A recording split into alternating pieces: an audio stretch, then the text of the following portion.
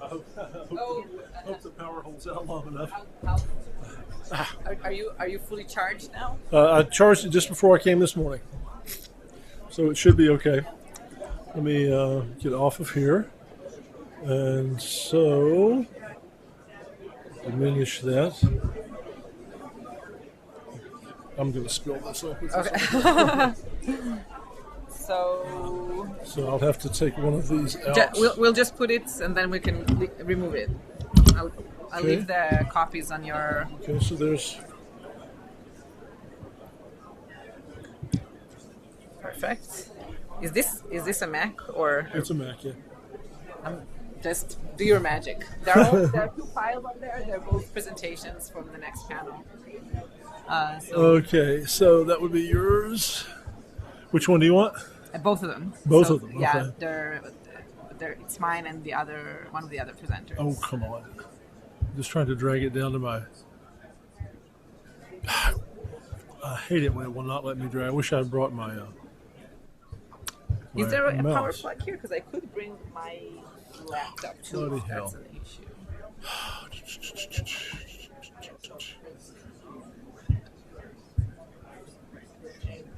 I'm not even sure I'm going to know how to use presentation mode on a Mac.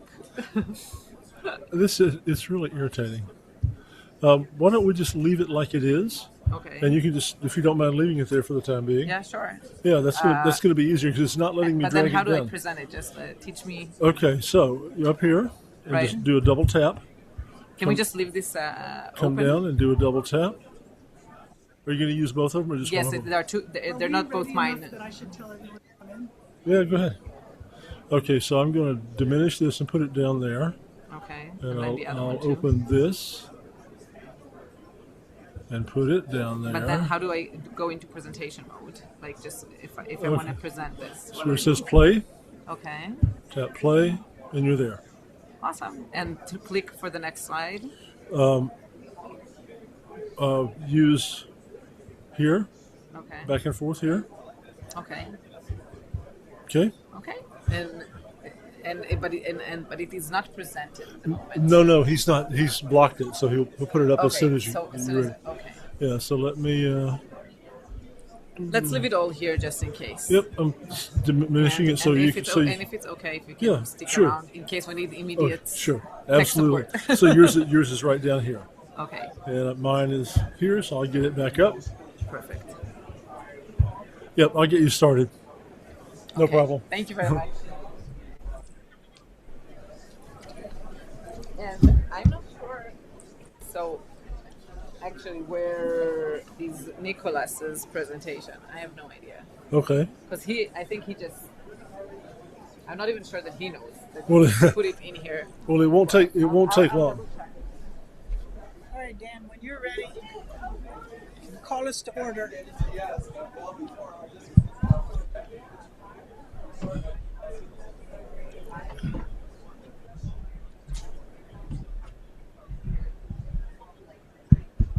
We got a few more minutes. We're not supposed to start till.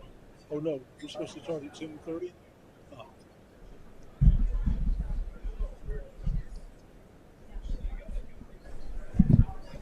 Can I suggest that you take your seats so that we can get started not on time?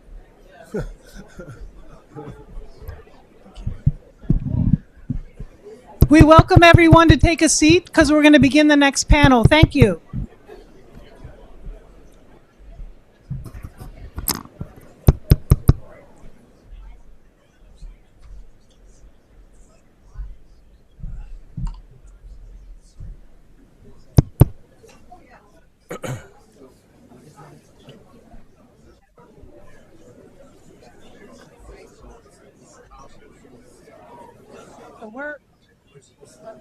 So I think you should check with Colin because I have no idea this is Dan's computer. Sorry. If they're with the woman who's just up here, I've got hers on my computer, and I told her I would help them get started if they were ready. So. Great. Okay.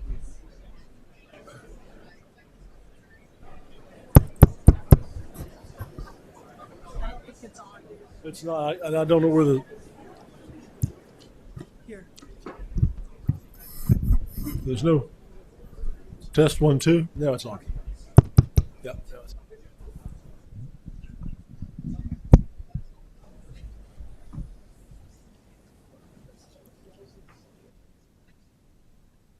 There we are. Well, good to be here.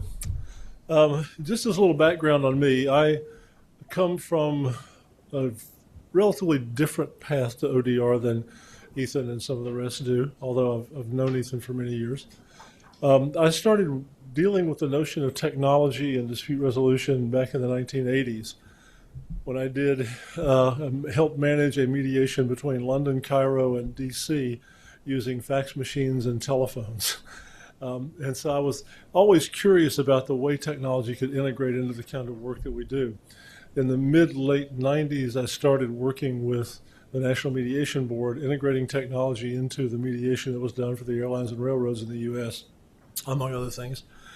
And in the early 2000s, about 2001, I think it was, Ethan, you and I met and began a couple of years later working on a National Science Foundation research project. That was the first funded research that I know of, asking what effect does technology have on mediation? And so we did that for a number of years.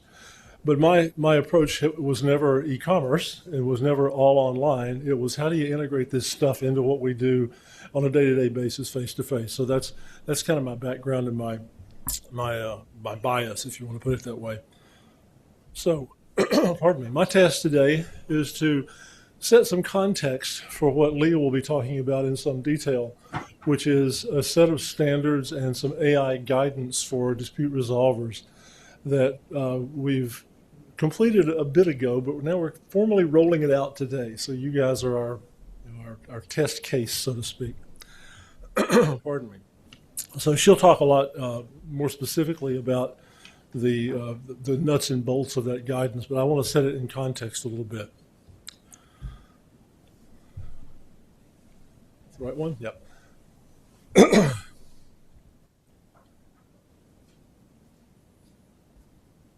I seem to have my slides out of order, for which I apologize. There we go. Late last year in 2000, Leah and I and Scott Cooper and Chris Draper, who's sitting over here somewhere, published a book called Governing Artificial Intelligence, which in and of itself, some people would say is an interesting challenge to associate ourselves with.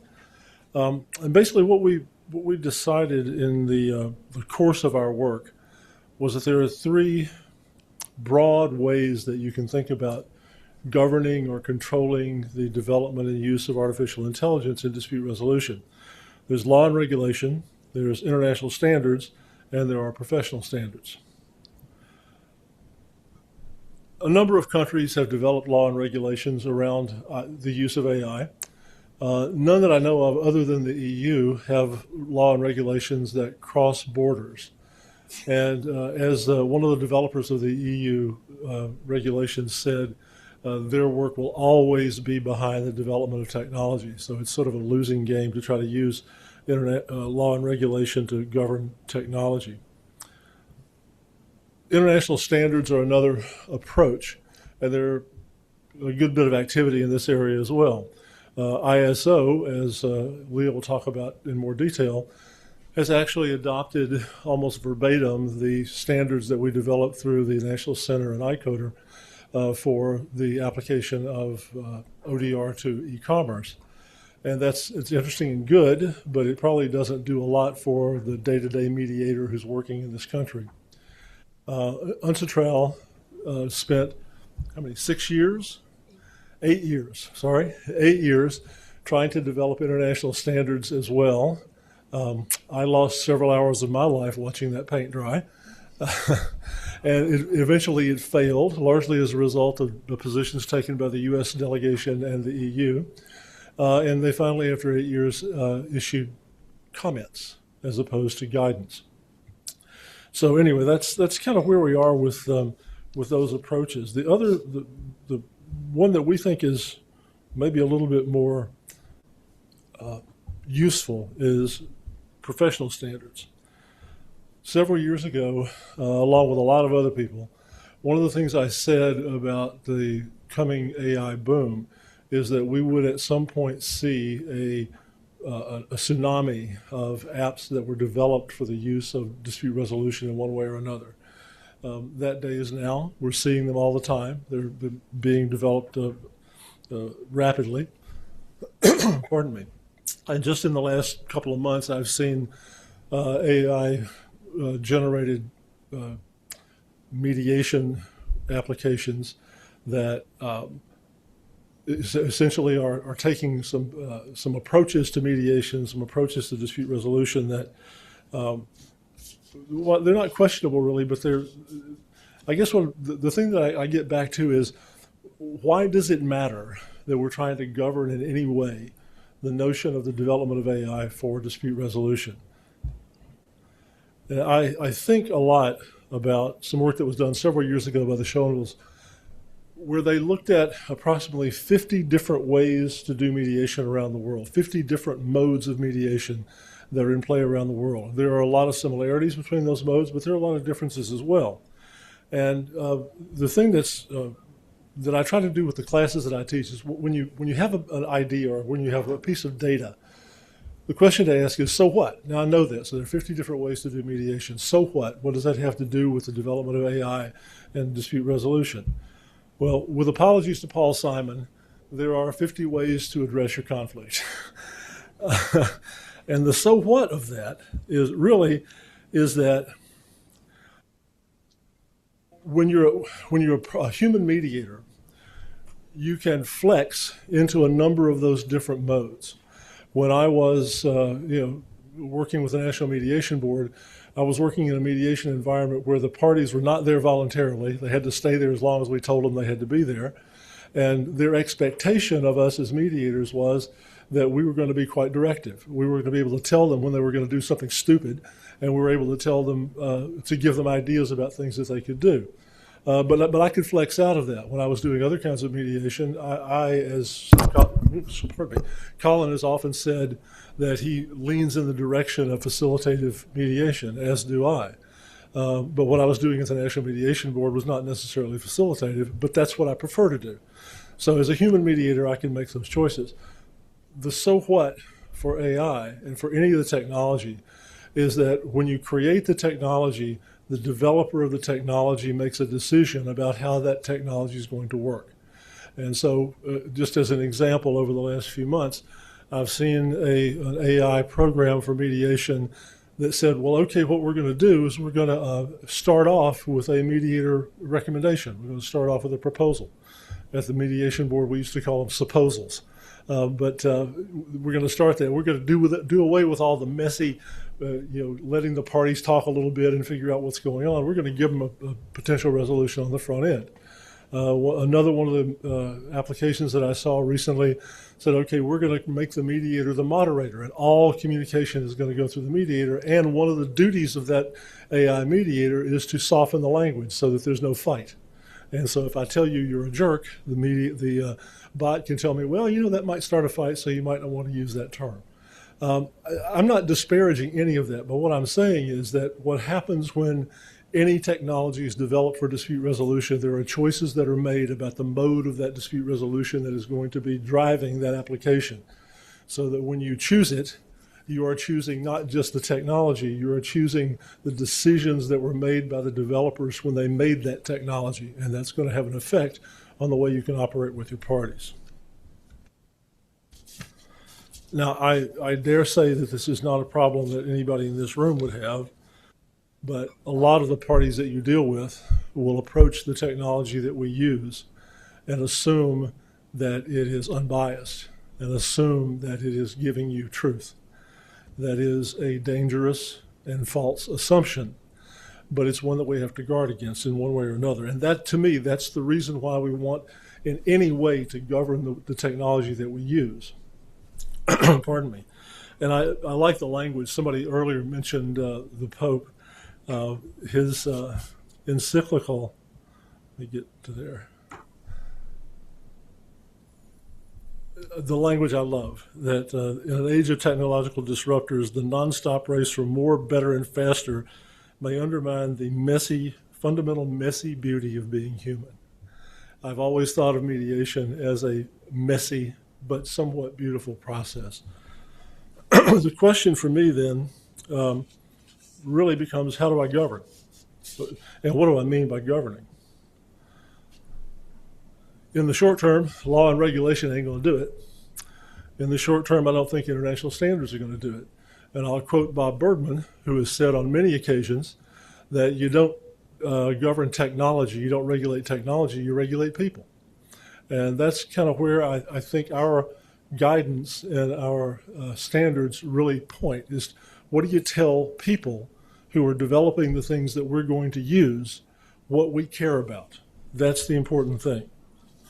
So in the short term, what do I mean by governance? I mean that what we want to do is be able to tell the people who are developing the technology that we will use what is important to us in terms of standards and ethics. And if we do that loudly enough, and if we do that clearly enough, that will affect the way they develop the technology. Now, not being overly cynical, if I were developing a piece of technology that I wanted to sell to the people in this room, one of the things I might do is say, hey, I see your standards, I see your guidance, I see your ethics. I created my technology with that in mind. I created my technology in a way that will allow you to operate ethically as you have said you want to operate. If we say that loudly enough, the marketplace will help drive the products that we get. Not much we can do about the fundamental, basic AI development. Claude ain't going to listen to us. But the people who develop the bots and develop the technology that we will apply at the table will listen to us if we're loud enough and if we're clear enough. So people from my undergraduate days would be kind of amazed to hear me talking like a rabid capitalist. But I think for me in the short term, what's effective in governing, and what I mean by governing basically is drawing some boundaries that people understand about what's important to us, what we will use, and why we will use it, or why we will refuse to use it if it's not in accordance with the standards and the ethics that we hold dear. So that's my sort of take at putting some boundaries around why we did what we did. And I'm going to turn it over to Leah, who will talk about exactly what we did.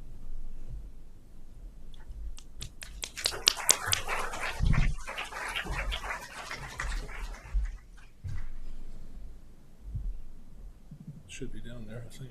Let me know. There we go. Yeah, just pop play. Got it. Thank you, Daniel. So I am going to go over why we developed the guidance for third parties that are going to use AI in dispute resolution, specifically in the hopes that as people are interested in living up to the ODR standards, that this, when they apply AI, will be useful. I'm also going to introduce another resource that we hope will be useful in your practice or in your program development.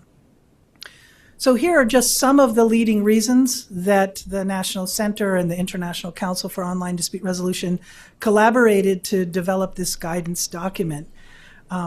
We're absolutely thrilled that the ISO, that has 175 countries standards bodies, decided to adopt.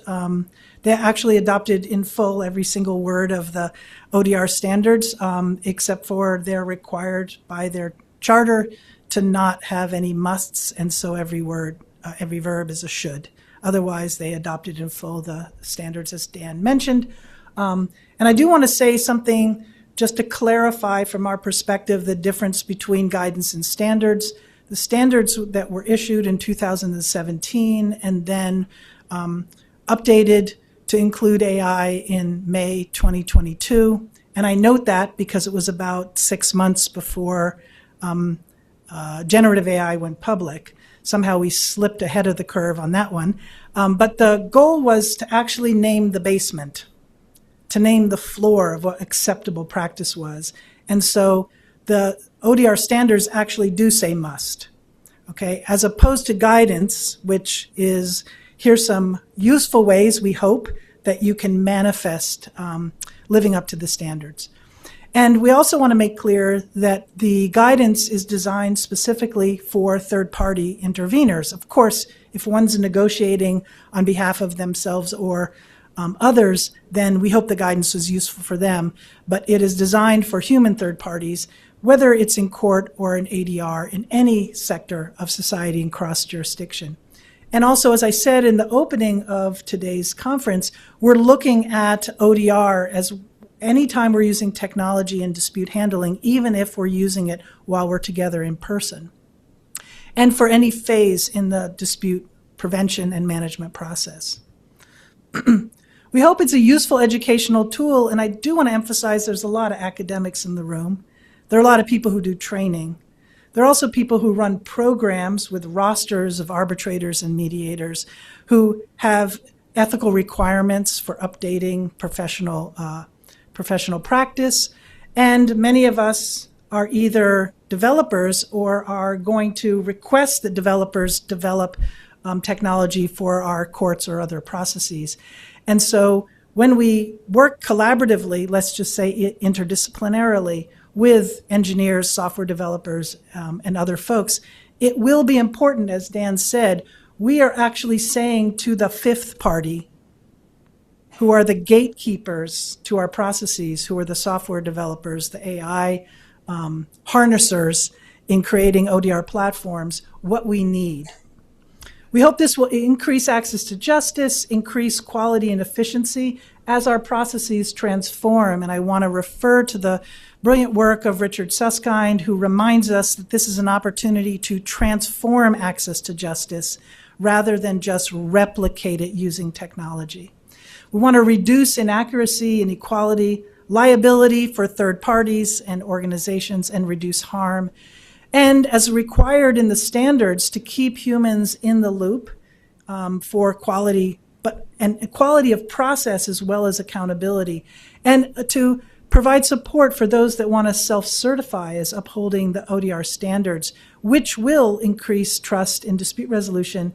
And certainly at this time, many of us use AI because it's efficient and it can be helpful, and we also know that it's high risk, right? And so at that time, how do we build more trust in our processes? So we have the risks and the benefits, and we would argue that the choice about when and how and what kind of AI to use is not just an ethical decision, it's also a practical decision.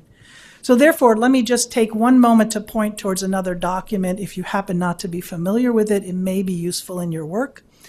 The National Center created, and I would tip my hat to my colleague Chris Draper, who worked close with me on this, a descriptive, not a prescriptive continuum that talks about not the phases of dispute resolution, but the levels of input around technology. And you can find this on the publications page of odr.info. And we highlight how you may use no technology, which is incredibly unlikely these days, even if you're just using email or phones, right, to be in touch with one another, to having technology assist, perhaps just as an example, with someone files a claim in small claims court or makes a request to a mediator or arbitrator, and there's a automatic response that gives you a claim number. So we could use low-level amount of technology that's automated, all the way up to where we may be using technology and no humans are in the loop at all. Humans actually can't intervene in the process or the outcome.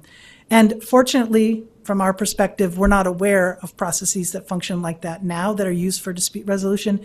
And level 5 would be a violation of the ODR standards.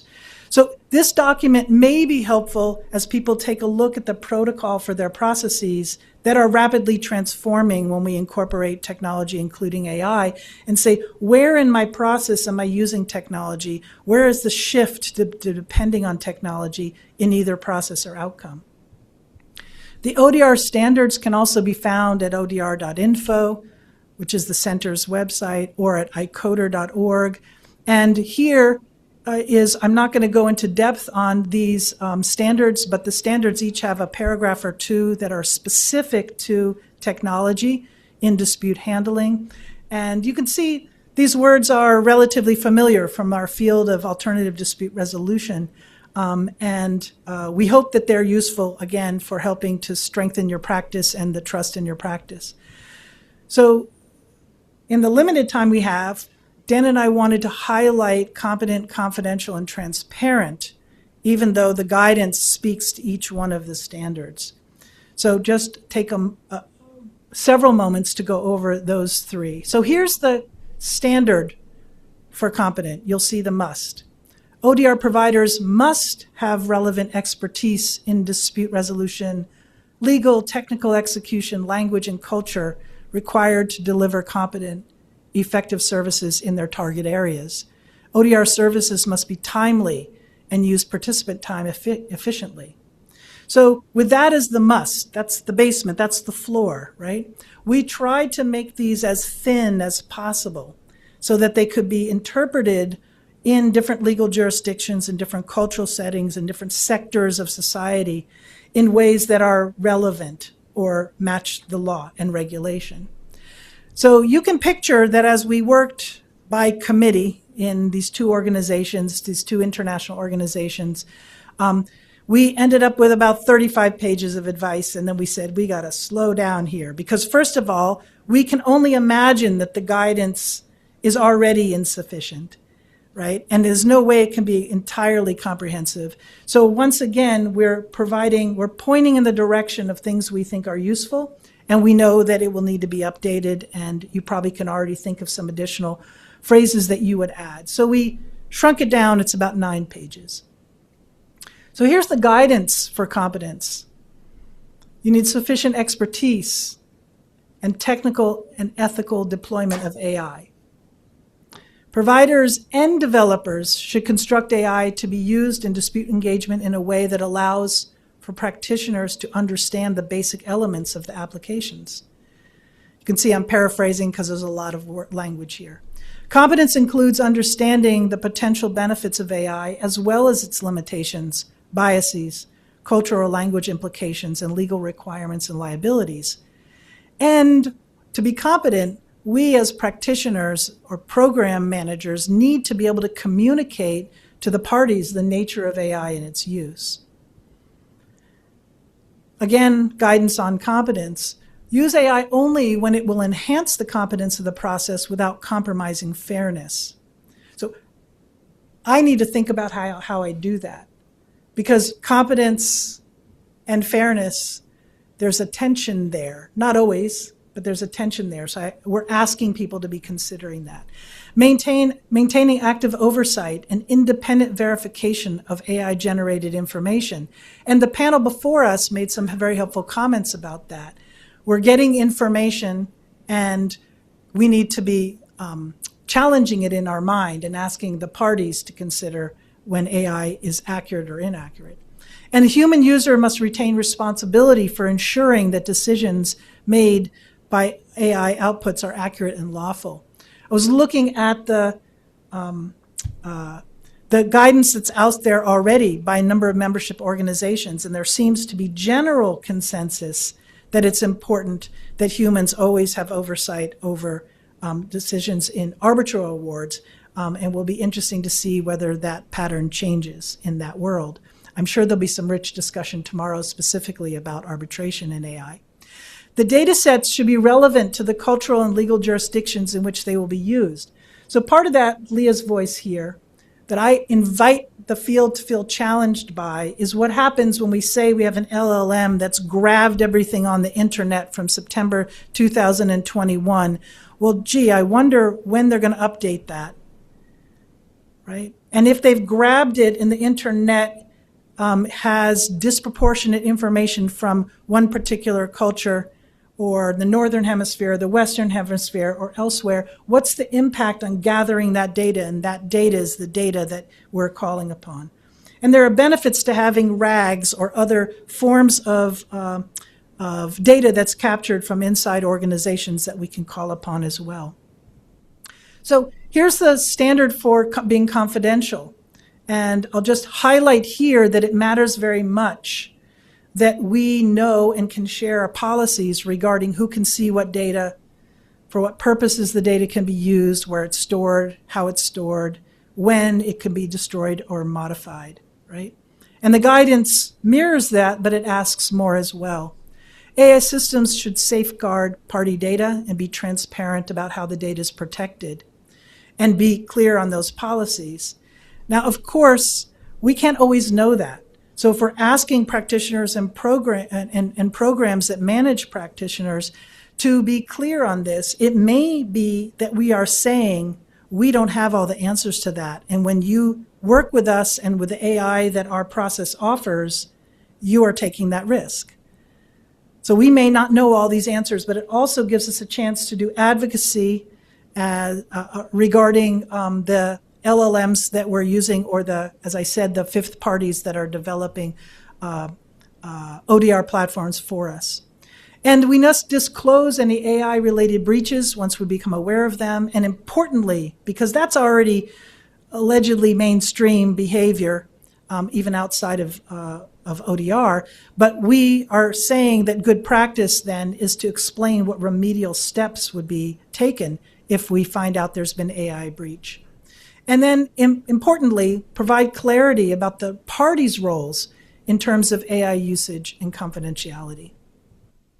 So let's go to transparent. Now here, the transparent standard, the musts are: data in ODR must be gathered, managed, and presented in ways to ensure it is not misrepresented or out of context. So what happens when you open ChatGPT or another platform and it says some of the data might be inaccurate, and yet we're promising that it's going to be accurate? Again, it may be that we say we're doing our best and we think this is the best AI tool, that's why we've incorporated it, and some of the data might be inaccurate. The sources and methods used to gather the data must be, in any decision made by AI, must be disclosed to all the parties.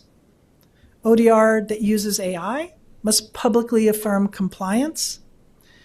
And ODR must disclose the magnitude. There we go to that continuum I referred to before. The role and the magnitude of technology's influence on restricting or generating options and in final decisions or outcomes. So a couple slides on the guidance.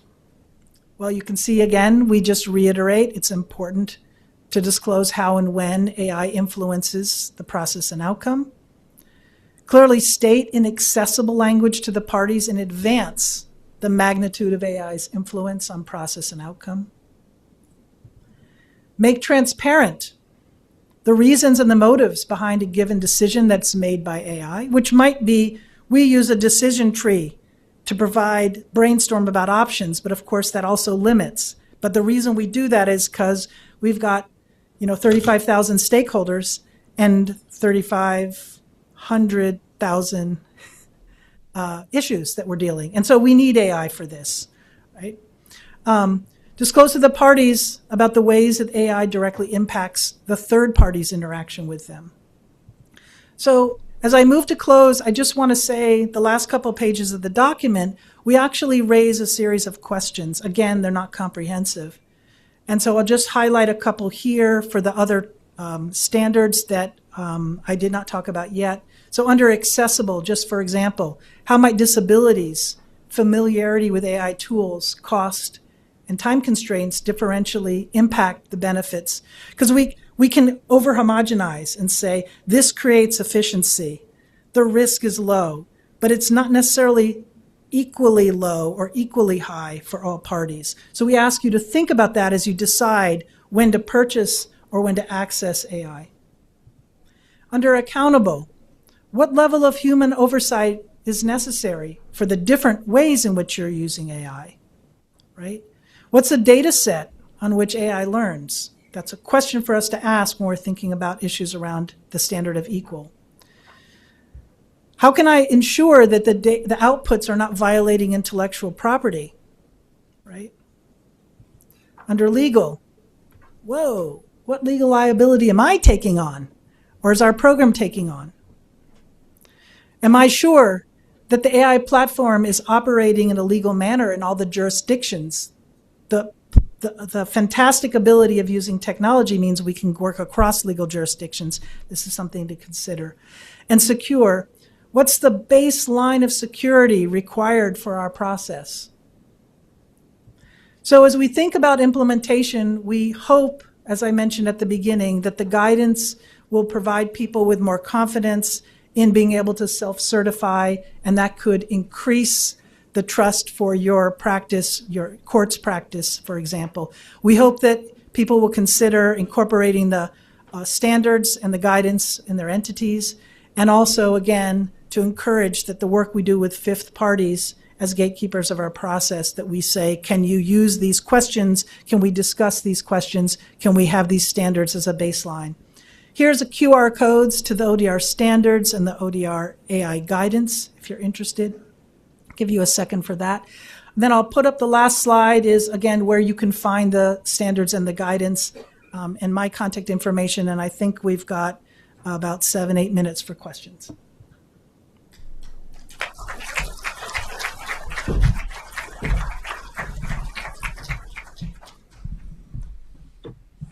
Anything?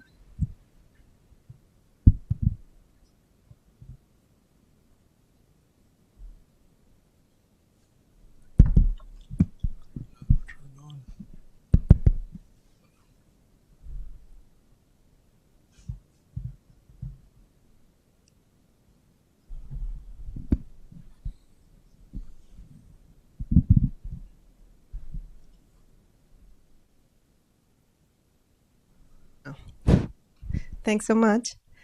Leah, I find this fascinating. Thank you so much for your presentation. In the point of legality with the standards of the country, I just came from Botswana, and we are doing full corporate governance overhaul because there are King 5 standards are coming, and in Africa we are like jumping. So we had first nothing, then King 3, now we're going to jump all the way to King 5.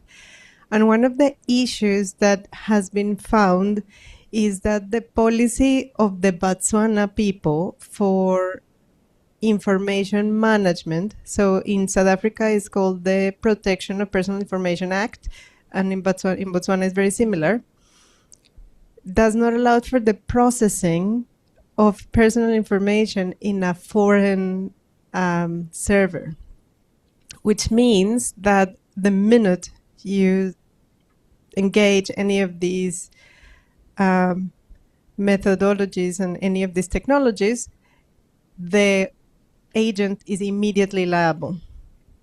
Now, the other question is whether the local authorities will ever be able to do any enforcement. But when you are coming to do the development of a policy, and as we are engaging right now as we speak, you said one of the things that you have to do is engage with the legality of it, but also with the enforceability maybe.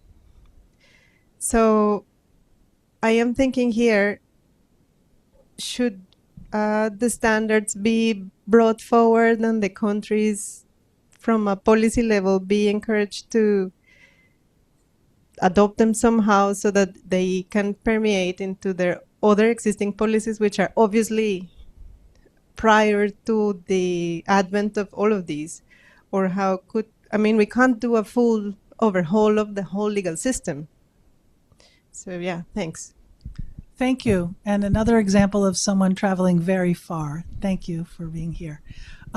So I guess I would refer to, again, the very important difference between the ODR standards, which are very thin, and we're asking people to, part of competent is to know what the law is that's relevant to the practice, and the guidance that says we need to make sure that if we use AI, that it is, the tools we're using are acceptable under the regulation and laws in that jurisdiction.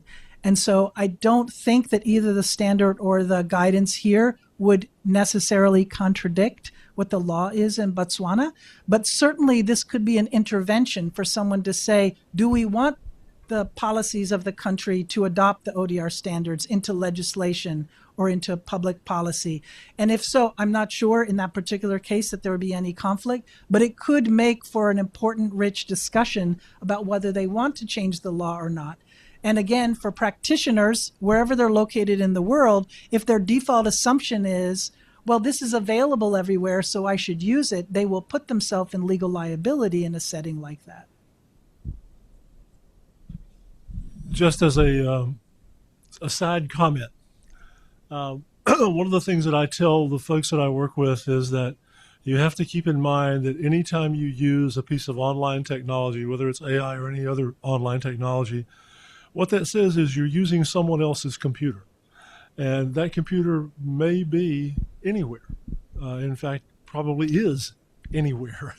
And so it's one of the things that Leah said as she was talking about the specifics of the guidance is that it may be that I don't know the liability that I'm creating because it's impossible for me to know everything there is to know about the technology that I'm adapting. I know the surface level, but even someone who's very well versed in the technology may not actually know very far below the surface of what that application does. And so that's one of the things we have to be careful about. And it's one of the reasons why when I talk to people about how to begin a mediation session or an arbitration session or any other session where they're going to be dealing with people's problems is be cognizant of the dangers and don't downplay them because they're probably there. And it may be that you're, especially if you're crossing national borders or you're crossing jurisdictional borders, you may very well be causing problems. And you may very well not know that at the time. So it's kind of a mess, actually, when you get right down to it. I believe that there's a colleague who's a professor at an Italian university who's presenting tomorrow. Is that right, Colin? And is going to speak about, I believe, I saw her email, so I don't know in depth about her proposal, but I believe that she said she has gathered data on all the legal requirements in the EU, and she's created a ODR platform that is legally compliant in all those settings. So if you're here for the presentations tomorrow, not in this room, but if you're at the Suffolk Law School gathering, that may be a very interesting person to speak with about these issues. Can we take one last question? Yes, please. Yep. Thank you. I think I'm very persuaded by your position around professional standards being a way to go, having seen how slowly international standards can develop. However, I am struck by how your standards have been embedded in the ISO 32122, which you touched on. And my question would be, could you say more about the incentives for that process and how that came about? For example, how much advocacy was required from you, or whether simply the fact they were there meant that ISO could draw on them and then embed them in a certain way? Because it feels like that's a valuable model if you want to go the professional standard route. Thank you very much. We were incredibly excited and pleased and honored about that. And again, the we is really, it says a national center, and that was for purposes of, I think, our first grant, 30 years ago or so. But actually, it's been an international center for decades from the beginning. But I will say that Yoshi Hayakawa was the convener. He's a professor and very active. He also was active in leadership in UNCITRAL in those negotiations. And he is a professor in Tokyo, and he was part of the ISO working group and the leader of that. And so he convened the working group for about approximately 3 years with representatives from the ISO body.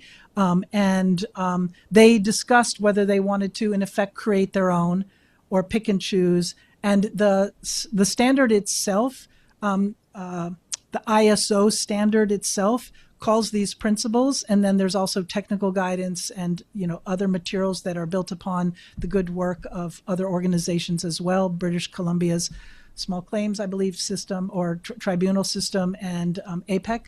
But they ended up, after 3 years, which is fairly short for negotiation, to decide that they did not want to recreate the wheel, and therefore they adopted these standards as their principles inside the ISO standard.